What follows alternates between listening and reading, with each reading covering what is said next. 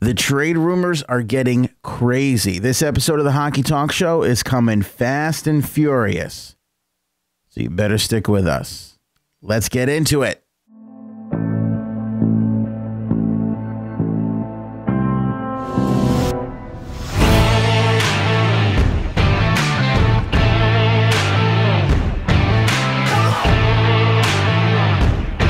Welcome aboard the Hockey Talk Show. Honestly, we don't have a lot of time to get into it today, so wherever you're listening and however you're listening, watching, thanks so much for doing that. If you're in the chats right now live, make sure you hit the thumbs up, and don't forget to share the Hockey Talk Show on your social media accounts, Twitter and Facebook, most importantly. Boy, do we have a lot to talk about on the show today. Hi, Chris. Welcome aboard. Going to try and answer questions, but I don't know if we'll have time for most. So if you got one, make it a good one and post it now. I'll go over things quickly before we get out of the way. Obviously, Dion Phaneuf is traded, and this is it. Trading season has opened. We're underway. It is official now. We are into it. Marian Gaborik and Nick Shore going the other way for Nate Thompson and Dion Phaneuf. What appeared to be a really puzzling deal last night when we broke, well, we didn't break the news, but when the news broke, and we talked last night quickly, we did a quick video upload and a live video on Facebook. We didn't really understand too much of this, but as it turns out, the Ottawa Senators are saving almost $5.5 million in this deal. By all accounts, I would expect them to buy Marian Gaborik out at the end of the season. Although, from what I understand, they're going to slot him in the lineup tomorrow night when the Ottawa Senators are back in action. Slow night in the NHL for tonight. I think there's only 3 games, right? Columbus and Toronto, Montreal, Colorado, Florida, and Vancouver. So Ottawa doesn't go until tomorrow night when they're home against the Sabres. Marian Gaborik will be in the lineup. He'll be wearing number 12. And Nick Shore will be in there as well. He'll be wearing number 23. So, by all accounts, it looks like this deal was done strictly to save the Ottawa Senators $5.5 million. What I did not know, and what I came to realize today, was that this deal had been in place for quite some time. I don't know if it was all the parties that were involved that finally went, but I know that the LA Kings have been hot for Dion Phaneuf, surprisingly to me, since the NHL draft in the offseason. So since the summertime, they've been trying to get this deal done. From what I understood, it was the lack of Ottawa's ability to hold back some money, which prevented it from moving forward. But since Ottawa relented and agreed to grab 25% of Dion's salary, now we know that the deal has gone through, and trading season is officially open, folks. This is it. We are in the thick of things, and I'm going to be honest with you. Since this deal happened last night, things have exploded rumor-wise. People are getting nuts, and this is exactly what you need. You need that sort of little bit of panic to set in. You need that first domino to fall, and everybody else gets a little bit crazy. Danny, let's talk Golden Knights. Neal, how far will they make it into the playoffs? You know, Danny, I heard just yesterday a Toronto outlet discussing the fact that the Golden Knights should trade James Neal and get what they can and build for the future. I don't know what the hell this team has to do to prove to Toronto that they are a legitimate franchise and they are playing for the cup this year. They're playing for the cup. Get used to it, folks. I know it's not popular to say. I know that most journalists and people want to say, oh, they don't want to put their necks out because they know that the Golden Knights can be out in the first round. I know that. I don't think it's going to happen, but I sit here saying, yeah, there's a good chance the Golden Knights could go in as one of the best teams in the league. There's a good chance the Golden Knights could win the President's Trophy and be eliminated in the first round, and then somebody would look like an idiot for saying they're going to win the cup. I'm not afraid to do it. I think that they can compete. I think they can go all the way. I think it can come down to Nashville and Vegas for the Western Conference Finals. I'm not afraid to say that. I have no problem with that. What do I care? But a lot of Toronto's afraid to say that, man. And they're still talking about trading James Neal. Like, you know, you got to be kidding me, man. You've got to be kidding me. There's no way. There's no way the Golden Knights trade James. I will be shocked if they do. You're trying to build a franchise. You're trying to build a fan base. You know, you're sitting there in number one in the Pacific. You got 78 points. You got a 10-point lead on the San Jose Sharks, and you're going to be sellers at the deadline? I mean, come on. Come on. Danny, you bring up a good point. What happens when Vegas gets in? And I didn't even think about this. They're going to have home ice advantage. They're going to have home ice advantage. They're practically unbeatable at home. Liz, to answer your question, show's going to be very fast tonight. It's going to be a quick one. Anyway, that is my thoughts on the Vegas Golden Knights. The fact that they're in the discussion for being sellers is ludicrous. Philadelphia Flyers got really interesting. Brian Elliott is out 5 to 6 weeks. Philly been on this huge, beautiful run like a fresh dozen chocolate-covered strawberries. That's how Philly's run has been. Like a fresh chocolate-covered dozen raspberries. Strawberries. See, Liz talking about my wife threw me off my game. They're sitting third, 66 points, easily catchable by Jersey is 64 points. Jersey beat them in overtime. Worst case scenario, by the way, for Carolina, Columbus, the Islanders, and the Rangers is a 3-point matchup between anybody above them. But that's what happened with the Flyers and the Devils. And now Brian Elliott is down 5 to 6 weeks. Add the Flyers into the mix along with the Islanders and a couple of other teams, maybe Calgary. Let's see if Mike Smith comes back. A lot of people think he'll be back after the next game. A lot of people think he's going to be out longer as people who are going to need goaltenders in the long term. I think the price of Antti Raanta is going to go up, and I think that honestly one of these teams should pay a high price for him because he's a valuable commodity, and his goals against average and his play this season, I've said it a billion times, is unreal for a team as bad as the Arizona Coyotes have been. When you look at their record compared to his goals against average, you can't help but scratch your head and wonder how the hell is this happening? How is this guy have such an outstanding goals against average and they can't win a game? It's bad scoring is what it comes down to. Speaking of oaring, let's go with Pierre Dorion and the Ottawa Senators. Here's a guy who pulls off this big, huge deal yesterday. Gets Dion Phaneuf off his books, something that I didn't think was actually possible. And he's the big star today, bringing in Marian Gaborik. And what are they going to do? It appears the Senators are definitely open for business. Dorian saying, quote, "We're going to be doing a lot of things. We're going to be doing a lot of things to make sure we can field as competitive a team as we can, whether it's in the near future or whatever future you want to look at. But this is an exciting time, I think, for our fans because we know we're going to do some good things. The organization will do some good things, and we're looking forward." 3-year deal for Pierre Dorion. Obviously, he's got a vote of confidence from ownership. Obviously, he's a big-time star today with Eugene Melnyk. He just saved him $5.5 million. That's $5.5 million that can easily go and be swallowed up by number 65, Erik Karlsson, when it comes time to get his free agency papers done. And I think that the Senators are not done dealing. I think they're going to move a lot of their other players. I think Hoffman is definitely a strong possibility. What do they do with Stone? Obviously, they'd like to re-sign him, but he can go. I forget who it was yesterday, but they were begging Bobby Ryan to go. If he can manage to get Dion Phaneuf and Bobby Ryan off his books. Now, granted, he's still paying Gaborik the same essentially amount, but he's wound up saving $5.5 million long term, and the buyout we think is going to come. But with that being said, if he can get both those $7 million contracts off his books, that is going to be unbelievable. Unbelievable. Chris sharing this on Facebook, trying to get the word out. Love your show and podcast. Thank you, Chris. 5 gold stars for you, my friend. I appreciate that. Only way the show grows is if you guys hit that share button on social media. It works very well on Facebook. Also does good on YouTube as well. What I find interesting is we had a bevy of, we're going to take our time. We're going to see where we're at.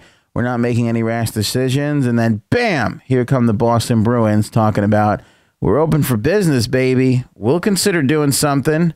Now, all of a sudden, the tides have changed. Bruins willing to trade prospects in the right situation. Look, Cam Neely did an interview here with NHL.com. He didn't say anything new or anything groundbreaking, but he said, look, depending on what's out there, we're going to make some deals. We'll make some smart moves.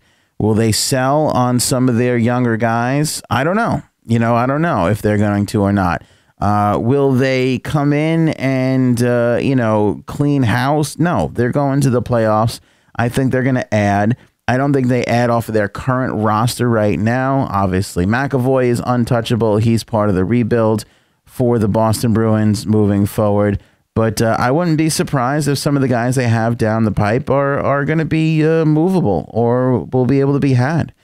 I don't foresee them being big in the trade market for picks. But if they got a prospect in their system that they're not completely loving and that they have is a little maybe accessible, I could see something like that happening for the Bruins.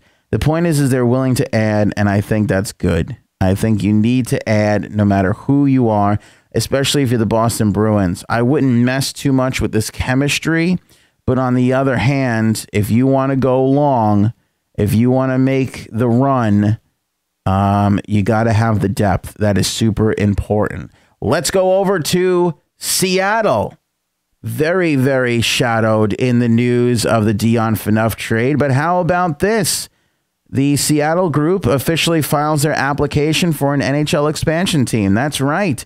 David Bonderman and Jerry Bruckheimer wrote a check for $10 million yesterday. That's how much you have to fork over if you want to apply for an NHL franchise.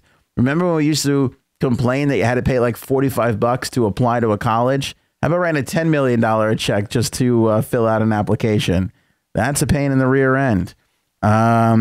Yesterday, the application was officially filed with the NHL offices. Bonderman and Bruckheimer, part of the Los Angeles-based Oakview Group, that is planning a $600 million renovation on the arena that you see before you here, the Key Arena, which I think it could possibly be renamed. As you can see in the renderings there, it's just stated as Seattle Arena.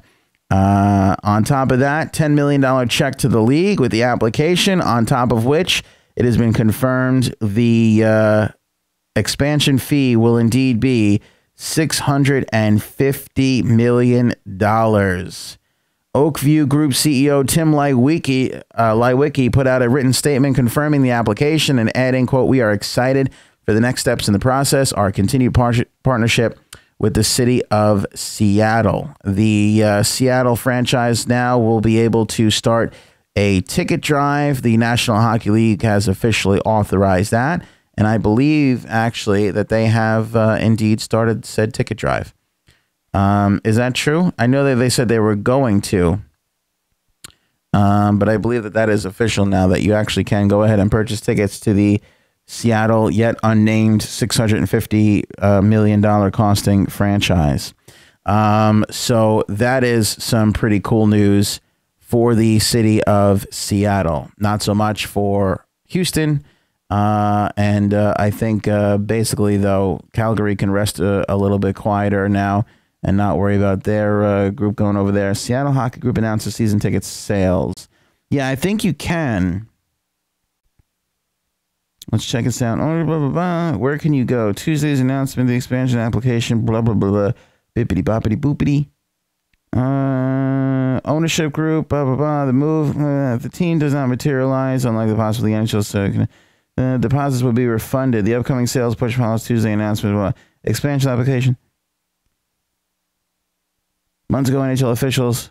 Oakview Group. Yeah, good. MyNorthwest.com. Write them and tell them they're a pack of idiots for writing a story and not giving the key bit of information, which is where you can go to actually buy friggin' tickets. Idiots. Idiots and assholes in journalism. I'm sorry, but it's true. Sorry for the language. Let's see. Where else do we have to go? So the trade rumors have gotten a little nuts. And I said this the other day. I said, I don't think that Rick Nash is worth the first-round draft pick. I said, I don't think he will get it. I don't think he's worth it. I don't think he will get it. And I said some other things. And the other thing that I said is people get crazy. General managers start to panic. They get nervous and they want to make moves. The sweepstakes, the heat around Rick Nash has gotten absolutely out of control. Out of control. Chris, if Zuccarello goes to Nashville, who do you see coming back the other way? Matson, Nashville could be the last piece they need to make them insanely hard to beat. Not that they aren't already. Yeah, aren't they so good? God, that Nashville team is so good. If you have a chance to watch a game out of your market and you're not in Nashville, watch the Nashville Predators. They are lovely to watch. Vegas is fun to watch because they're frantic and they're fast and they're all over you. Nashville is like the the Mike Myers. It's just like they don't run, but they catch up to the people running. You know what I'm saying? Like there's no getting away from them. It doesn't even matter. They use the full 60, sometimes 65 minutes, sometimes 65 minutes plus the shootout to beat you. It doesn't matter, but they find a way to walk away with a W almost every single time. It's insane. I think Zuccarello makes the most sense. If I'm David Poile, I'm going after Zuccarello. But according to Elliott Friedman, he says the Nashville Predators are all in on the Rangers left wing Rick Nash. But can they win the sweepstakes? On yesterday's show, I said it'd be nuts for Tampa Bay to go after Ryan McDonagh. Remember that? Now, Elliott Friedman is talking about Tampa not only picking up McDonagh, but Rick Nash too. Rick Nash and Ryan McDonagh to Tampa. I don't see how this happens. But I do trust in Elliott Friedman, and he's saying it's possible. Tampa Bay Lightning are offering up a package of players, picks, and prospects to the Rangers for Nash and defenseman Ryan McDonagh. He also believes the Lightning would part with a center for a signed winger. The Bruins are also believed to be interested in McDonagh, but the asking price would be expensive. I don't know if Yzerman has the depth to acquire this, and I don't think this is a smart move for Steve Yzerman. I think you leave that team alone. If you can add McDonagh without too much damage, I would do it. But now you're talking about adding Rick Nash to the mix? Whose ice time are you going to reduce? I mean, I understand that like Tyler Johnson and some of the guys haven't really performed all that well. But you got Jan Gord, you got Kucherov, you got Stamkos. Like, at a certain point, it's overkill. It's a bit of overkill. But this is what Elliott Friedman is saying. That not only is Nashville in on it, but Tampa Bay and others. That's what I'm saying. If these talks get crazy, if the Rangers can get back to David Poile and say, look, David, I want to do business with you, but I got 3 other teams that are interested. So what's your best offer? That's when the first round draft picks can be thrown around. I still think cooler heads prevail, but I can't rule out the possibility. You know, if you're Nashville and you're sitting there and you got to decide between giving up your first or watching Rick Nash go to St. Louis, and then you got to play against him. Again, not that I think that Rick Nash is a game breaker, but, you know, that's one less thing you really want to go against. Besides, the scouting department in Nashville is so great, they could care less about order of the picks. They're going to be picking down the bottom anyway if they're a first-round pick. Their second pick can be just as important to them. So we'll wait and see what happens there. Tyson, I think you might have the last question of the night. Do you think it would be possible for Edmonton to take Mrazek from Detroit? Could that possibly solve the goaltending issue? And if so, what do you think would be the price? I don't know. I'll be honest with you. The goaltending duo of Detroit has been enigmatic. Like, there's just... Mrazek was on the block, and then he was off. And then Howard was on the block, and then he was off. And then they were going with both guys. And then they were trading both guys. And then both guys stunk. And then both guys came back. Like, it's like a soap opera that never ends. You know? I mean, literally. It is. There's more twists in that show than in Empire on Fox. It's ridiculous. I don't know. But what I do know is the Edmonton Oilers, and we're seeing this across the board, it was the problem with the Senators this year. We're seeing the Islanders struggle with it right now. Why did Edmonton collapse? Goaltending. The goaltending has been terrible. Historically, Halak has been better, right? Ottawa's had better goaltending. Cam Talbot was supposed to be the guy. Everybody felt good about Cam Talbot coming out from underneath Henrik Lundqvist's shadow. Anderson, the same thing. Had that huge run. All of a sudden, they're not good. All of a sudden, their teams are not good. It is deflating to the confidence of a player when their goaltender is letting in soft goals. So Edmonton definitely needs to fix the goaltending situation. Is it Peter Mrazek? I can't honestly sit here and tell you it is. And hockey minds stronger than mine, scouts in the league can't even tell you either. Because as we've seen with Cam Talbot, there's a world of difference when you're the 10 to 15 game guy, or when Lundqvist goes down for a 20 game stretch and when you're not the guy, there's a difference. When you're playing behind the guy, it's a lot easier to steal the show for a little while, right? Because you know you're giving it back to him. But when you become the guy, it's a different story. And as we've seen, Cam Talbot has tripped up with that. Now, can he rebound next year? Happens all the time, man. Say the same thing about Jonathan Drouin in Montreal. He stinks this year. Give him time. Most players on a new team stink in their first year, whether they've come over with trade or free agency. Second years are historically better across the board. Is Mrazek the answer? I don't know. I do know that they need to fix their goaltending in Edmonton. And by the way, I wouldn't really pay too much for Peter Mrazek. You know, he's been great, but he's been great splitting time. You know, until he's the guy, I don't foresee you paying too much. If I were the Edmonton Oilers, I would crack some skulls in my scouting department. I would let Craig McTavish go nowhere near it, and I would figure out and identify 3 or 4 goaltenders, and I would draft the hell out of goaltenders. That's what I would do, because goaltending is at a premium. We're seeing this now with Pittsburgh. Look at Pittsburgh. Pittsburgh's been unbelievable. All this controversy. Fleury and Murray, and Fleury and Murray, and Fleury and Murray. Okay. Now Fleury's gone, and Murray's in, and what happens? They call up Tristan Jarry. And now all of a sudden Tristan Jarry's still on the show. And now people are talking like, can Matt Murray get his swagger back?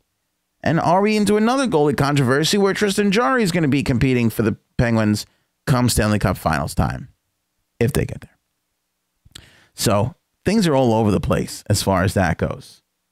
But I do know, I believe this to be true because he is the man right now. He is the man. Antti Raanta is the most valuable goaltender in the league right now as far as goaltenders that can be had, because every other team that's doing bad has poor goaltending. The Arizona Coyotes are the one anomaly where they actually have outstanding goaltending and they're still losing. So, that is what it is. Speaking on the Coyotes, Bob McKenzie is saying that they are not shopping Ty Domi, but they are listening to offers. I think the Coyotes are wide open. Maybe Oliver Ekman-Larsson can't be had because Chaika knows he's got to keep his star. But I think everybody's open for business with Arizona, and I'm surprised they're not getting more phone calls. I did see somewhere, I forget where it was, I think Pierre Dorian said it in his press conference today, talking with the league about, talking with the press about the Phaneuf deal, that he spoke to 9 general managers today. So the chatter's going like crazy. I think we're going to get a lot more deals to come. Let's see here. Did we cover everything? Pierre LeBrun reporting that the limited salary cap space affects the Pittsburgh Penguins. To add to their roster, they only have $800,000 in space, which prevents them from adding Thomas Plekanec or Jean-Gabriel Pageau. I don't think that the Pittsburgh Penguins add too much. Maybe Cullen, but that's if Minnesota's out of it, and I don't really see them being out of it, so I don't really foresee that happening all that much. It is Valentine's Day, so instead of watching this, you should be spending time with your significant other, and if you don't have a significant other, you should be clicking on other websites in order to get that. So I'm going to leave you to do that and let you enjoy the hockey action for tonight. I'm going to go spend some time with my wife and my family and tell you this. Columbus on a roll heading into Toronto. Toronto's won 5 in a row, though. That's big. Columbus is doing well as well. I think they've won 2 or 3 in a row. I think the Leafs get their 5th straight win at home against Columbus. Give me the Leafs for tonight. Avalanche are going for their 10th win at home. I think they pick apart the Montreal Canadiens at home. They absolutely destroy them. I think it's going to be a high-scoring game for the Colorado Avalanche. And the Florida Panthers and Vancouver Canucks, who really cares? But give me the Florida Panthers on the road. I just have a good feeling about them. Enjoy your evening. Have a happy Valentine's Day. Good, fun, quick show. We'll get to a lot more on the next one.